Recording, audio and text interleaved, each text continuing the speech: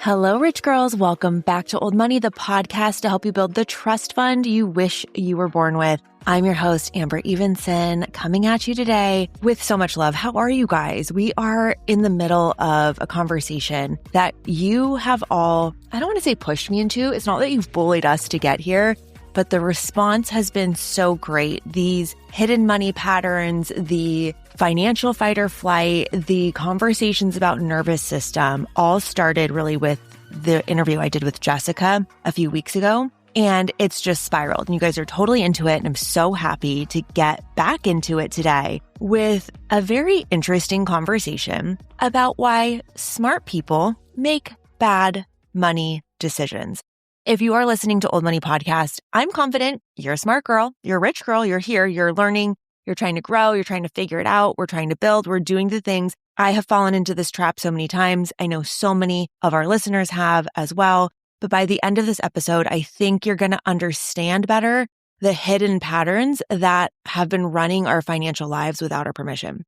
And you're going to see that it's not just costing you money, it's costing us in all 5 dimensions of our life. And so we need to fix it. I spent a lot of time, and you might relate to this, feeling guilty and embarrassed that I, quote, couldn't control my spending, or I would have these episodes where I was like, where did all my money go? And it was always when I was triggered, when I was stressed about something was going on. You guys have heard my famous story of when I first adopted Poppy, dropped her off at the vet. I thought she was going to die. I called my mom. I was in the Jeep. I went to Anthropologie to buy some candles. And lo and behold, I sideswipe a Volvo. I was crying so hard I could not see where I was parking. And that was the worst credit card debt situation that I had been in after crawling my way out of it. And I knew something had to change. And it wasn't budgeting better.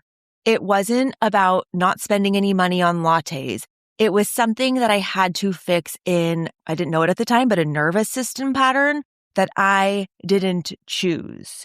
So today's episode, we're going to recap. If you are an OG listener, you know financial fight or flight. We're going to talk about it, what it looks like in real life.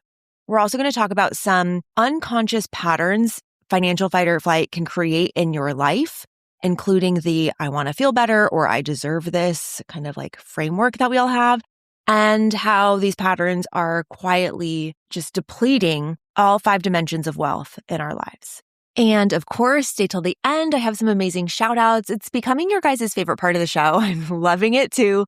Don't forget to send in your shout outs, your questions, your comments, your thoughts, your prayers, whatever it is, to oldmoneypodcast@gmail.com, or go to my Instagram. Send me a voice note. Say what's up. Actually, don't send a voice note if you want a shout out because I will not remember what you said. But anyway, let's get into it. Let's start talking about financial fight or flight, kind of this reintroduction. We've been talking about nervous system regulation and nervous system dysregulation for a few episodes now, like what it looks like in your body, where it came from, the patterns it inherited, all of that. And today I want to go super specific because there is a name for what happens when that dysregulation touches your money. And I've coined this term. So if you've ever heard anybody else say this term, credit back. I said it first, financial fight or flight. And once you understand how it works, you're going to see it everywhere. You know what regular fight or flight is. Fight, flight, freeze, fawn. If you can say that 5 times fast, good on you. That is what happens when your nervous system treats an external input like a threat. We know it from, the way that your brain triggers survival when you start to get chased by a grizzly bear or a wildebeest in the wild. All of the blood rushes away from your brain and into your limbs so that you can run as fast as you've ever run before so you can survive and outrun the predator that's chasing you. The same thing happens even if there's not a physical threat, even if there's not a real threat. If you imagine a threat, if you close your eyes right now and you picture yourself driving down the road on a beautiful day, and you come up a hill and you've got your music on and your windows down and you've got your loved ones in the car. And as you crest this hill, you see a semi-truck coming at you at 1,000 miles per hour, about to slam into your car. You can give yourself the same feelings of emotions, even if it's not real. I'm not saying that money stress isn't real. Money stress is very real, but it isn't a physical threat. It's more of a financial threat. Financial fight or flight is what I talk about when your nervous system is treating money as a threat. And it responds with the same biological activation in your body physiologically as if you were in real danger. Now, what can trigger financial fight or flight is literally anything. It can be, again, an external influence, an external trigger, like a credit card bill or a low bank balance or a salary negotiation, an investment decision, an unexpected expense like a medical expense, or, you get in a car accident and there's an insurance expense. All of a sudden, all the blood moves away from your brain, your prefrontal cortex, where you make all your good decisions and you think rationally and you can handle strategy, you have patience, and it floods into your amygdala, into your limbs, into making your heart beat really fast, making it feel hard for you to catch your breath, all of that. It's your body going into survival mode. And the thing is that a lot of us create our own money stress. We create our own money stress by doing these patterns of behavior like we talked about in the last episode. And hopefully you downloaded the workbook that I gave to you guys for free last week. Again, there is a free chapter of the Old Money Mindset workbook available for you. I'll put the link in the show notes, and it's helping you uncover your money beliefs and your money habits, all the things that we've inherited from our families that were not the trust funds that we asked for. And a lot of those money habits show up in attachment styles. Now, I have an amazing resource and an amazing episode. Actually, I'm going to link to the episode if you haven't listened to it yet, all about attachment styles with money. There are 4 attachment styles. And if you do not know what your attachment style is, I have a quiz for you. I'll link that also in the show notes. You can find it on the Old Money Podcast website. But this attachment style quiz gives you the answer of what your money attachment style is. The 4 are you avoidant? Do you have an anxious attachment? Do you have a disorganized attachment or a secure attachment? Interestingly, and what I found through my research is that more than likely, the way that you relate to your money is also your coping mechanism for how you show up in your relationships. I, for example, have a disorganized attachment wound, both with my money and with my partner. If you want to learn more about that, the podcast episode that I recorded, I don't know the number off the top of my head, but we'll put it in the show notes. It goes through everything you need to know. After you take the quiz, you find out what your attachment style is. You can listen to the episode and it goes through how you inherited these attachment styles, the coping mechanisms that show up both with your money and your relationships, and then also how to move out of these not so helpful habits into a more secure relationship with your money. But anyway, back to the point. I was saying how we create our own money stress. So whether the money stressor comes from outside the house or from inside the house, these money stressors trigger your amygdala to fire, your prefrontal cortex, which is where all the good decisions are made. It goes offline. And that leads you to impulsive or avoidant money decisions, which lead to guilt, shame, embarrassment, self-talk that's negative, which leads to more stress, which leads to money stress, which takes your prefrontal cortex offline, and then it makes your amygdala fire. Do you see how this is the financial fight or flight system? This is exactly why the budget that you make at the beginning of the month, when you feel very calm and you just got your paycheck and you're feeling all good, gets abandoned by Thursday afternoon after happy hour when you had a really hard day at work. It's not the same nervous system. You are in a completely different mental state, emotional state, physical state. You have a different brain, and you're going to make completely different decisions. But here's the thing. When I'm looking at the results of the money attachment style quiz, and it's anonymous, by the way, I don't know who's responding with what, but I'm seeing a lot of rich girls, they're ranking themselves as secure. As we talked about, if you're listening to this podcast, you're a smart girl. You're probably a high performer. And this is actually a trap. There is a high performer trap with this because the women in this audience that I know, they are earning great incomes. They are running businesses, managing careers and households. And many of them, many of you are still operating from financial fight or flight because income does not regulate your financial nervous system. It just raises the stakes.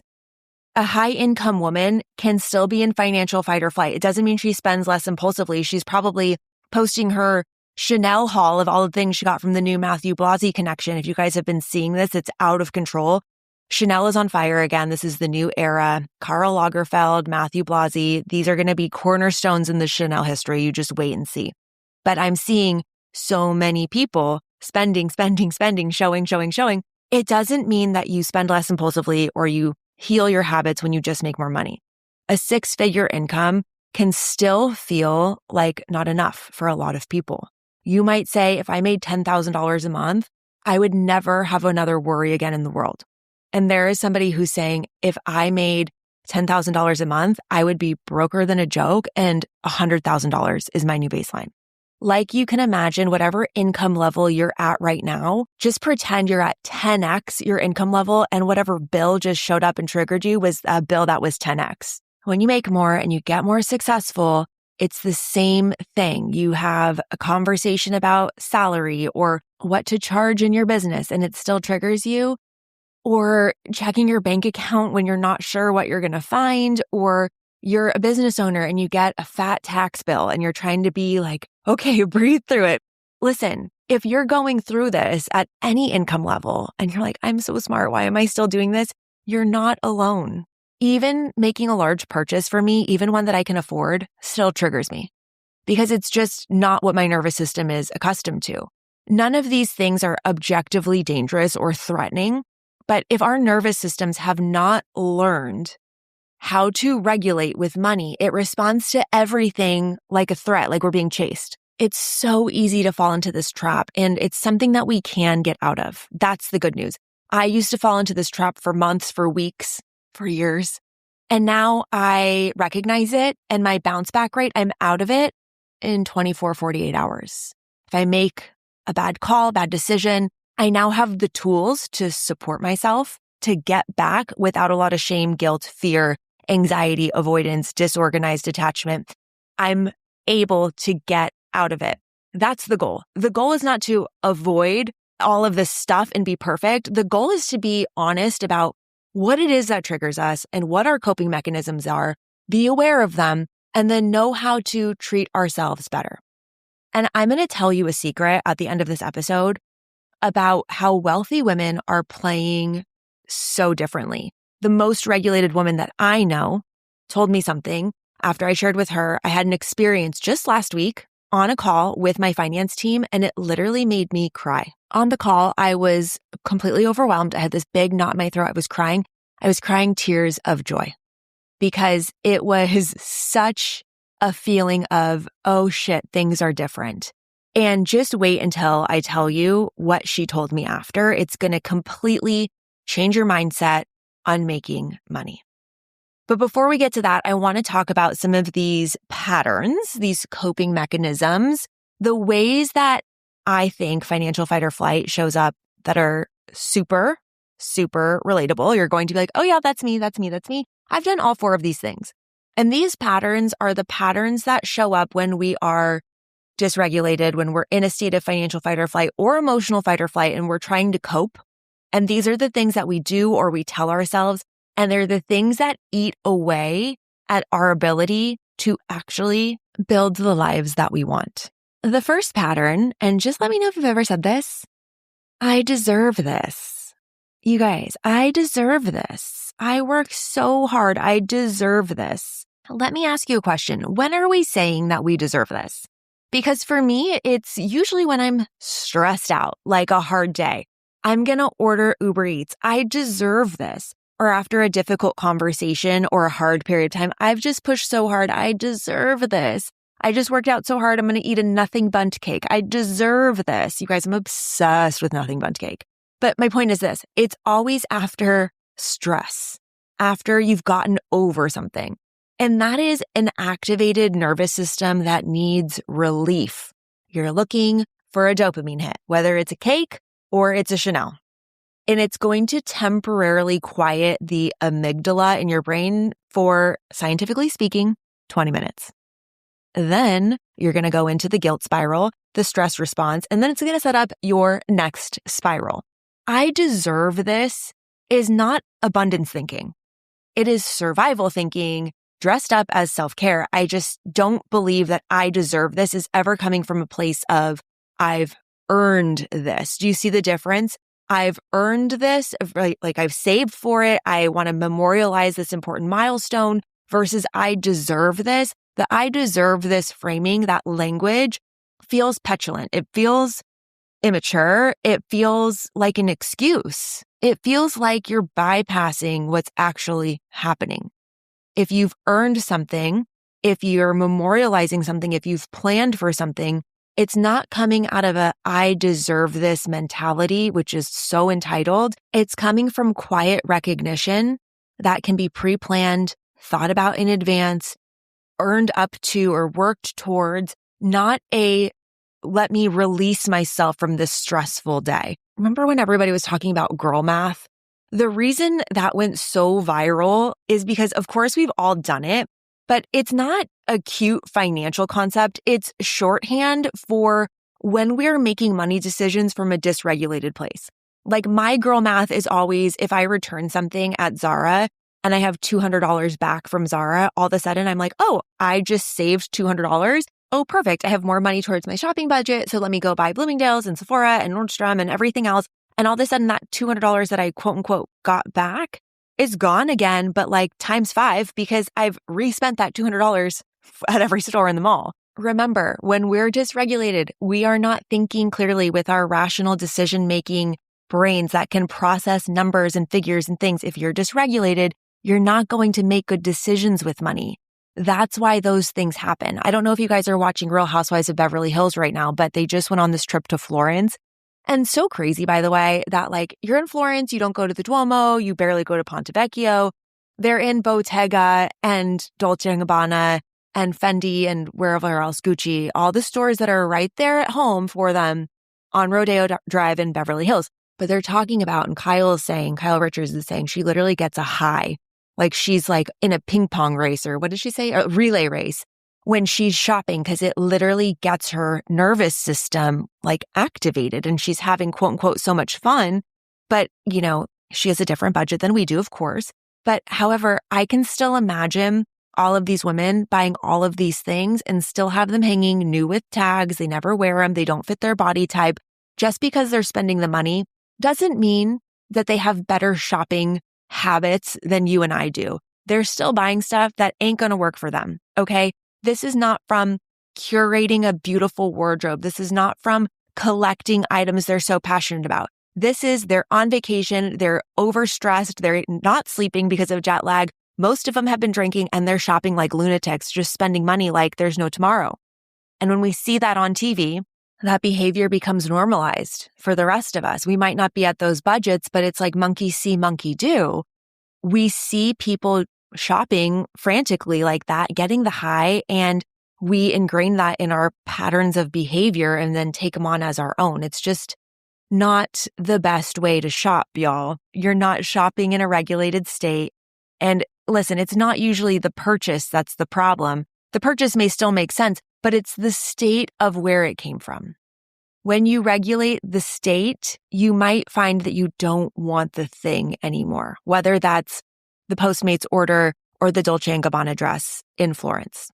Okay, so the first pattern, the I deserve this spiral, it's one of the reasons why, again, smart women make bad money decisions because this is all running unconsciously. It's driven from your nervous system state, not from real desire. The second pattern here, and this I talk a lot about in the attachment style podcast episode, but it's avoidance. Avoidance is so common. And listen, I know a lot of you don't love when I talk about housewives, but whether or not you're into Bravo, I want to just take a quick pause and say the reason that I am so interested in the housewives and the reality TV show franchises is because it is a sociological study of women with other women. It's incredible.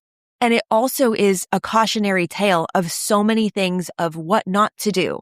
Dorit is avoidance 101. You open up the dictionary and you look at financial avoidance in the dictionary, and there's a picture of Dorit in full glam being so avoidant.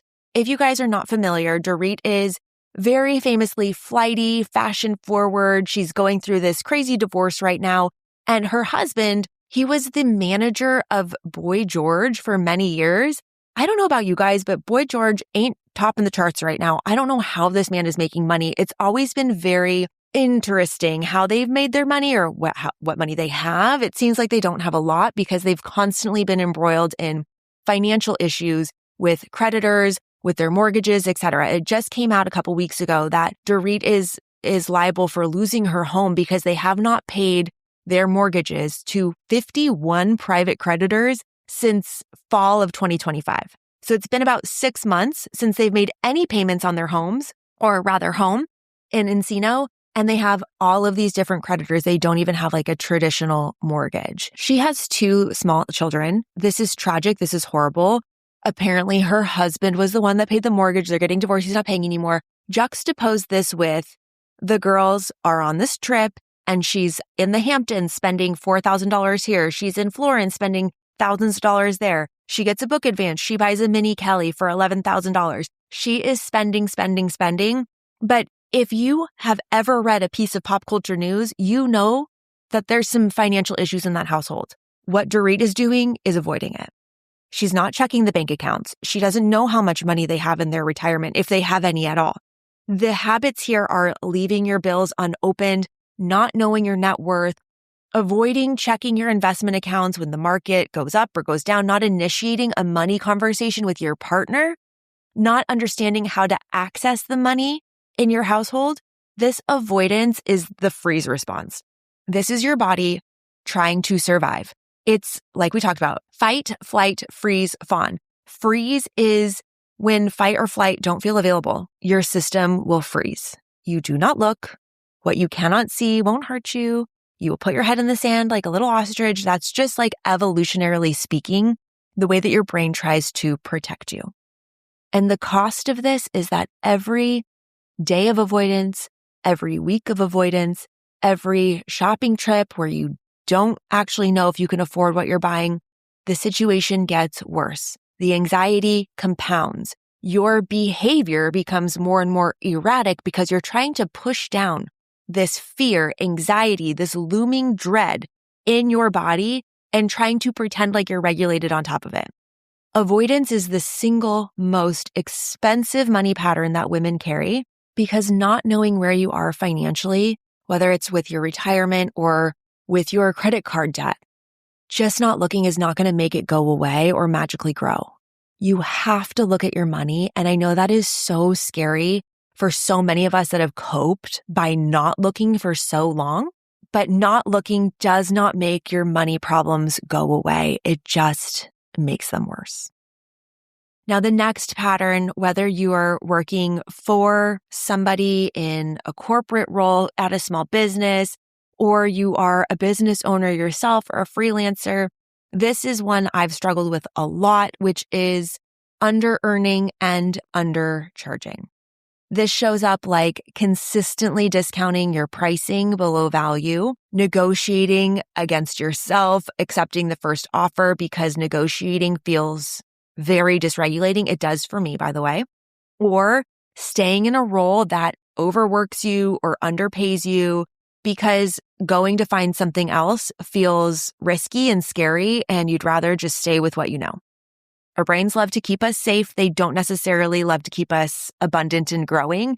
Even if something is not healthy for us or we know that there's something dysregulated or unfair or you're not getting paid enough, it is safer for the brain because it's familiar to stay in the job where you're under-earning than it is to go look for a new one. It feels risky. It feels like you're abandoning your tribe. And if we think back to where this all comes from, this is all evolutionarily speaking. We are humans. We are just animals. Our brains are just trying to figure out these tens of thousands of years that we've evolved to find acceptance and safety. And if it's familiar, I can predict this. I know exactly what to expect. I don't have to work too hard. I'm going to stay here. The nervous system root of not charging more or not going for a new job is just a fear response, the same as any other threat. What if they say no? What if I'm rejected? What if they find out? What if I lose the whole thing? What if I'm not actually worth this? This language is all there trying to keep you safe, but it actually just keeps you small. This is, and we talk so much about this in Old Money Mindset, the poor little girl pattern. If you haven't listened to episode 140, go back, not to Gigi's episode, one before that. Listen again to the poor little girl and let me know if that comes up for you. This is where it shows up for me. It operates directly in my income, or it has in the past before I got a hold of her and before I learned how to turn on the wealthy woman. She learned, the poor little girl, that authority controls your security. Somebody else gives you your paycheck. Asking for more is scary and threatening that authority. So you don't ask, you just sit and wait. You over-deliver, you overperform, and then you're like, why is nobody noticing me? Why is nobody noticing how hard I'm working here? A big jump for that in me was leaving my corporate role and kind of getting out of that. But then it's not like you heal it once and it never shows up again. It shows up for me every once in a while again when I'm emotionally dysregulated or I'm feeling some sort of fear, scarcity, etc. And again, it's not avoiding having all of these feelings. It's can we recognize it and then move past it? In upcoming episodes, we're going to talk about how we're going to move past it. But right now we're just noticing, oh, okay, this is showing up for me. You guys know this and you've heard this. You've read it in Business Insider, on Yahoo News. Yeah, I've said it here on Old Money Podcast. The best way to grow your income is to switch jobs. So if you've been at your job for more than 5-6 years and you haven't switched yet, it's time for you to switch jobs. And if you are unclear on how to earn more, I have an episode on that. I don't know the episode number off the top of my head, but you got to align yourself with the business goals. If you can impact the bottom line of a business, big or small, you will earn more. That's why people in sales make so much money. That's why people with a specific set of skills that business needs at that time can make a lot of money. So if you are under earning or you're undercharging, you're not alone. This is a very common pattern that your poor brain is running you through just to keep you safe. You're not alone. It's something that so many women do, but there is a better way. The last pattern I want to talk about is one I'm intimately familiar with, the self-sabotage, specifically after wins. The way that this shows up is when you get a windfall, you get a bonus, you get a commission check, and you immediately overspend it. Or if you're like me, let me tell you how impressive I was with self-sabotage. I would anticipate the bonus check coming. I would anticipate the tax return, and I wouldn't even wait until I got the check. I would spend it before I even had it, putting myself in credit card debt, and then I would get the check, and all of the money that I just earned was going to pay off my debt. That's how good I was at self-sabotage. Or another thing that I see a lot, unconsciously creating chaos when things are going too well. Like at a job, if your nervous system is regulated for chaos, gossip, conflict, high stress situations, you become attuned to that like it's your new baseline. So when things are not chaotic anymore, your body's like, something must be wrong here because all I know is chaos. And if I go to a regulated workplace or a regulated relationship with somebody who's actually securely attached and all you've ever known are crazy ex-boyfriends, your body's like, this is not right. This is not good. Let me create some chaos and make this a little spicy, a little interesting. I'm going to tell you how this shows up for me. Whenever I'm on a health journey, a wellness cleanse or whatever, I will get through 3 months of being so diligent and dedicated. And I'm like, damn, I look so good. I feel so good. Let me get over to nothing but cakes. Give me the 9-incher. I'll take the whole damn thing. You guys, I totally sabotage my health goals because it's just not familiar to me. I've done it so many times over and over again. And then I go into that shame and that guilt and that spiral. Self-sabotage is such an insidious thing that so many women go through because our bodies, our nervous systems can only hold as much as feels familiar. If the baseline is scarcity, if the baseline is chaos, then abundance and peace is going to trigger dysregulation, even though you know in your brain that's what you should want, even though you know in your brain it's going to be easier for you, even though you know in your brain those are the things that we're striving for. If we're not used to them, our systems are going to self-correct back to what feels normal, even when normal is less than what we deserve or not good for us. And this is not a moral failure. This is not us not being smart. Again, this whole episode is about things that smart women do that keep us broke, right? You can only hold what your nervous system believes is safe to hold. So the practice is expanding that capacity. That practice is learning to hold more so that you can have more. That's what this whole thing is about. I'll give you a quick preview to where this goes in Old Money Mindset, but if you downloaded the workbook, I'm going to tell you where this practice shows up. The free chapter of the workbook, again, you can get that in the show notes. It'll go straight to your email. It's a Google Doc. You can print it out and write in it. You can do it right in Google Docs. I give you the instructions and it walks you through like 15 different parts. And I find it helped me so much. I have gotten so much feedback. It's been so incredibly helpful and impactful for people. But the way that this expansion exercise comes up is that we've got to find expanders in our lives. And it's one of the other reasons why I love watching reality TV and reading and studying things like how does Warren Buffett run his investment empire to how does Emma Grede run her business. And that's why these podcasts of business leaders and founders and entrepreneurs are so popular, because all these people are expanders. So when you go through the workbook, there's a part of the exercise where, if you've done this, it says, where have you gotten your beliefs from? And we're identifying where we absorbed beliefs from people that we need to send their beliefs back to them. And then we're going to need to find expanders or people who have the right beliefs, the right vibes, the different outlook on things. And on Real Housewives of Beverly Hills, third reference, sorry for everybody that hates Bravo, but it's so relevant. Amanda Frances truly is, in my opinion, showing an expansive way of being on a show like this. Now, is she insufferable the way she talks about money and her belongings and her business? 100%. Like, oh my gosh, if she says that I'm the breadwinner one more time, it's just not necessary. If a man said that about a woman, we'd be like, please shut up. So let's hold ourselves to the same standards, ladies, right? I digress. She is refusing to get dysregulated. She is refusing to get emotionally chaotic with these women in order to fight back and get activated. Now, she is missing the memo. We want you to come on the shows to be dysregulated for our entertainment. It's sick. It's like the Coliseum. It's like we're watching gladiators fight in the Coliseum. It's the same thing. It's just now on television with lipstick on it. It's the same thing. We're humans. We're wired that way. It's sickening. I get it. I understand it. I also think it's gross.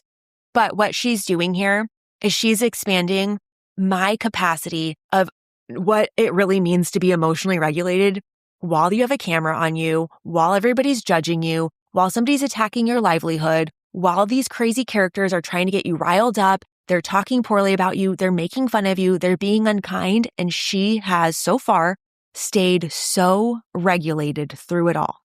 Not one character on any TV show is all good or all bad. Not any one person, real estate mogul or entrepreneur is all good or all bad. But if you can find some of these expanders where you can take clues from them or tips from them or practices from them and watch them doing the thing that you want to do, it helps normalize it for your nervous system. If you can internalize it and learn from them instead of passively watching, reflect on it. Wow, I want to give Amanda Frances credit for how she has been so regulated in this crazy environment.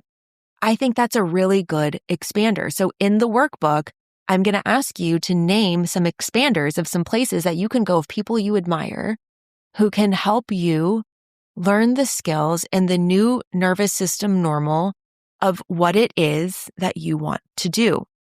I teased this earlier, but I want to share a story with you about that. So it's true, I did cry on a call recently.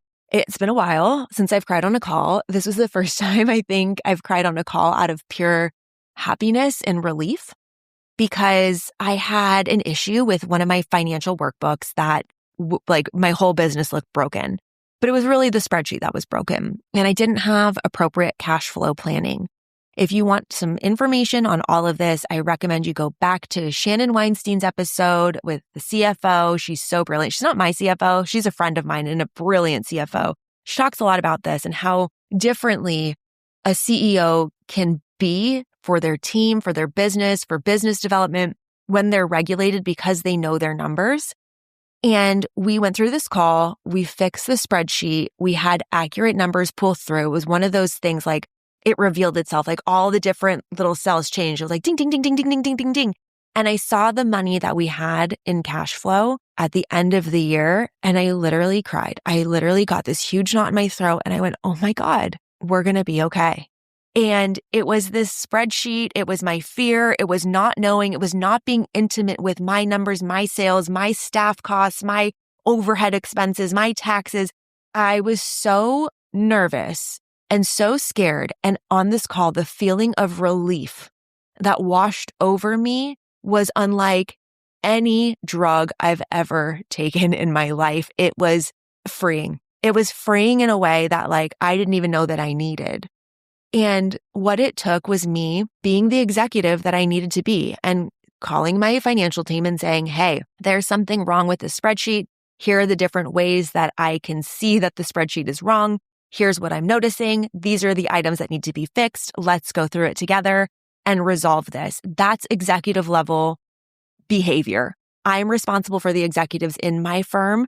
And so I have to make sure that I'm double checking their work. You just can't take everything from everybody because they're a quote unquote expert and say oh, this is good. Together, we went through it with a fine tooth comb. We fixed it. And the result of that was emotional for me because if I were just avoiding this, I would be just dealing with the anxiety that would be bubbling up in my body, trying to be normal. And if you have that anxiety bubbling up, and you don't know if you're going to be good with your team. We were always going to be good with paying the team, by the way. It was other things that I wanted to make sure that we could cover and do and all the other things, my own personal wealth, the way that I can bonus out our employees at the end of the year in different divisions. It's a whole nother thing. But if I was just trying to cover that up, if you're a business owner that has $300 in your bank account and you're trying to make payroll tomorrow, think about how you're going to act. You're going to be stressed. That fear, anxiety, that unknowing, it's going to show up in the way you talk to your vendors, you talk to your team, you provide feedback, you provide coaching, you provide emotional resonance. You're going to put on a pair of glasses that have dark, deep, scary shades on them, and you're going to treat everything that you look at with that level of fear and anxiety. You're not going to be the best leader. You're not going to be the most regulated person. You're not going to be the most attractive option for your clients to talk to when you're in a sales conversation. Financial fight or flight does not just affect your bank account. It affects every dimension of your wealth. We've always talked on the show that wealth is more than just money, right? It's your health, it's your time, it's your relationships. It's the way that you get to live your life. And so the patterns that we've been talking about today, the I deserve this, the avoidance, the undercharging, under-earning, the self-sabotage, it doesn't just hurt your bank account. It hurts all 5 dimensions of your life. Of course, we know financially, you're never going to really get that wealth that compounds in the way that you deserve. You're going to hit an income ceiling that you just can't explain. You're going to feel like it's financial Groundhog's Day. You just are not moving differently year after year after year. Or with your health, this might show up with chronic stress, chronic inflammation, energy leaks. You're just exhausted because you're trying to shove this anxiety and fear down in your body and ignore it. You're normalizing burnout. You're skipping rest. All these symptoms that we've talked about in previous episodes, they're not just tapping you on the shoulder anymore. You're getting hit in the face with a 2x4. It's going to land you in the hospital. It's going to land you being out sick for a week. It's going to just drain your energy. You're going to be a bore to be around because you're just depleted.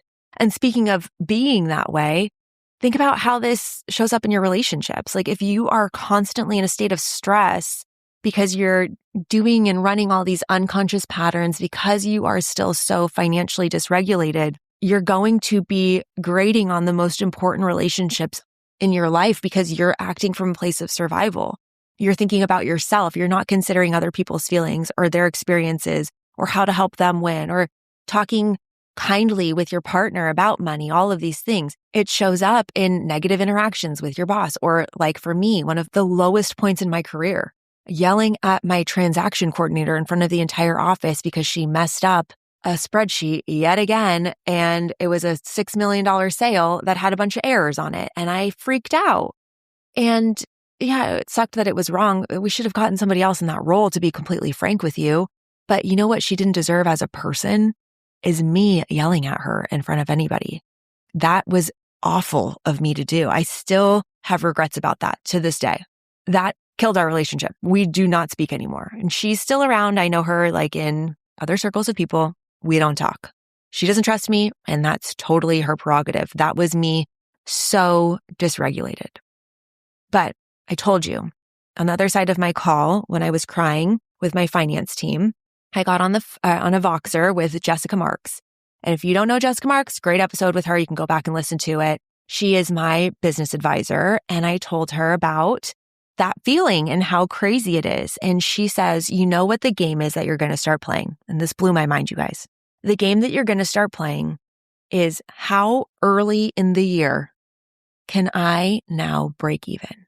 When you get to a certain level of system in your business with your team in place and everybody's still growing, you're getting clients in, you have a marketing machine, your pipeline's full, your operations are strong. The vibes are not, let me post on Instagram and hope that somebody sees this so I can sell another client. The vibes are not, oh shit, this person was giving me major red flags on an intro call, but I needed the revenue, so I'm going to take it anyway. The vibes become, what do I really want to do? Where do I really want to play? And how early in the year can we break even, making sure that all of our bills are paid, our vendors are paid, our team is not just paid, but they're bonused out according to their contributions to the company, and that everything else in the year is gravy. That's how people are playing business. And what if you could play your life that way? What if you could front load your 401k in the first quarter of the year, and then that was done, and then you had all this other cash to play with, to invest in, to travel with? What if you started playing a game that was all about regulation? It was all about understanding the mechanisms, the inputs, the outputs, having such a strong grasp of it that the game that you get to play is how fast can I get rich? How quickly can I be wealthy? How soon can I live the life of my dreams versus how long am I going to suffer? And this is the whole point of Old Money Mindset. And it's why it's the foundational first level course.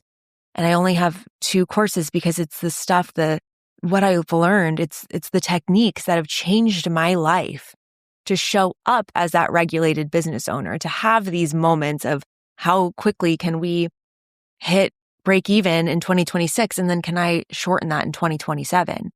And it's why I don't just talk about money on the show. It's a state of being. Wealth is not a number. It's a state of being. And the way that you show up of regulated and calm and lovely and happy and creative and expansive and interested in art and relationships and people and leisure and travel. Real wealth shows up not just in your bank account. It's the way that these wealthy women move and the way that you see them in the world, so calm and confident and dressed well because they have the time to indulge in themselves. Very different from somebody who's living in a state of survival. Am I right? The good news is that we are breaking it down, and I've never gone into such detail about a topic before, but I'd love to hear from you guys if you've liked this bit by bit breakdown of it all, because it is a solvable problem. And we've already started solving the problem of being constantly dysregulated and constantly stressed and constantly in a state of financial fight or flight by just naming it, by just getting comfortable with knowing that it exists. If you haven't yet done the free workbook chapter that I gave you, it's all about understanding your money story and beliefs. You can get that in the show notes. And if you never took the attachment style quiz, that'll also be for you in the show notes. I'll link back to all the episodes that I reference so that you can kind of jump around and really dive in. And I have a really important announcement for you guys. Everything we've talked about, the dysregulation, the inherited patterns, all of the fight or flight that's running your money decisions in the background, this is what Old Money Mindset is built to rewire, not with more information, but with an internal shift. And so I'm going to open the doors to Old Money Mindset with a major discount at the end of this month. It's always available for you, but I'm talking so much about it, and you guys have been asking me so much more about this nervous system regulation. Thank you, Jessica, for kicking this whole conversation off, Jessica Kerwat. I want to give you guys an opportunity to get in at a discount with some special bonuses that are only available to women on the waitlist. So if you want to get on the waitlist, I will also put that link in the show notes, and you will be the first to get the biggest discount that I'm going to offer on any course ever. And it's going to be the only time I discount it this year. With that, let me go into a couple of shout outs that I have. Actually 3 today. I told you I was going to add one more in. So the first one is from my girl Kayla. It came through an Instagram DM. And she was referencing from episode 139, why dysregulated people do dysregulated things with money. And she wrote back and she said, I definitely needed to hear this episode after speaking with my accountant yesterday, trying to reframe my self-employed tax situation from, oh my God, I owe so much more in taxes this year, melty face, to, oh my God, I made so much more money last year. Yes, that is what this is all about, is all of these inputs, these different things that are going to influence us. It's all going to quote unquote trigger us in different ways. It's more about how we respond to it and bounce back from it than trying to avoid that it's going to happen, because it's going to happen. Next shout out is to Emma. She was responding to episode 135, how to win friends the old money way without being exhausting. By the way, this reminds me of Ladies of London. We need to talk about that show on the next episode. This is the best Bravo show that I've seen recently. Emma says, hi, Amber. I love this podcast. I have been through many ex-best friend breakups. LOL. Same girl, same. I love most how you said, dog people talk to dog people. It's so true. People with the same interests as you will naturally talk to you because you have something in common. Thank you for such a good episode this week. It gave me so much comfort. I'm praying you have a very successful year full of growth, wealth, and health. Emma, that is so nice. Thank you. I appreciate that so much. I feel so rich in my friendships. I think that episode 135, if you need help making friends, maintaining friendships, understanding what it takes, it's a good one to listen to. And then the last comment or shout out goes to Barbie Harley. Love that name. She responded to the Doomsday Prepper episode 136. And you guys, this one's getting a lot of attention, a lot of downloads. I think people out there are looking and seeing what's going on. Not that I'm a conspiracy theorist, but just look out this year for an energy crisis, some interesting governmental controls, lockdowns, things changing in our day-to-day lives because of what's going on. I'm just saying. And with that, the market's going to go down. And if you listen to that episode, you know what I'm going to do with that. Barbie says, creating a dry powder savings fund, naming it makes me motivated. I'm telling you guys, getting the Capital One high yield savings accounts where you can nickname all of your accounts and call it whatever you want, whether it's a dry powder savings, whether it's Botox fund, whatever it is super motivating because you know exactly where your money is going. It's such a regulated way to build wealth intentionally. Okay, my loves, thank you so much for being with me on this episode. Next week, we are talking about one of my favorite topics, the difference between performing wealth and actually building it. It's not just old money versus new money. It's about why looking rich and being rich are two very different nervous system states and what it costs you to live on the wrong side of the line. Love you guys so much. If this episode meant anything to you, I would appreciate a comment, a review, a rating, a screenshot, timelines, receipts. If you know, you know. But anyway, I love you guys so much. I'll talk to you on the next episode. Send me your shout outs. Bye. Look at you investing in your rich life one episode at a time. You're not just listening, you're leveling up. If you have questions, comments, thoughts, or prayers, slide into my inbox at oldmoneypodcast@gmail.com or in my DMs on Instagram at oldmoneypodcast. If this episode made you laugh, think, or write down a single note, please do me a solid and rate, review, and subscribe. It takes less time than your morning scroll, and it helps this show reach more future millionaires. And speaking of growing the network, please share this with your ambitious bestie, your business buddy, or your secretly rich aunt. Please share the gospel of old money, and I will be more grateful than a trust fund kid on distribution day. Thank you for being here. I'm rooting for your bank account, and I will catch you on the next episode of Old Money.